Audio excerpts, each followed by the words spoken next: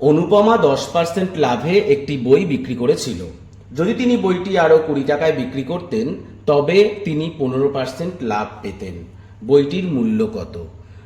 এরকম টাইপের সোজাসোজা অঙ্কগুলোও কিন্তু পরীক্ষায় আসছে, এবং এটি এসছে আরপিএফ কনস্টেবলের পরীক্ষায় 20/1/2019 তারিখে। তাহলে কি বলছে? 10% লাভে বিক্রি করেছে, 10% লাভে বইটা বিক্রি করেছে। তারপরে কি করছে?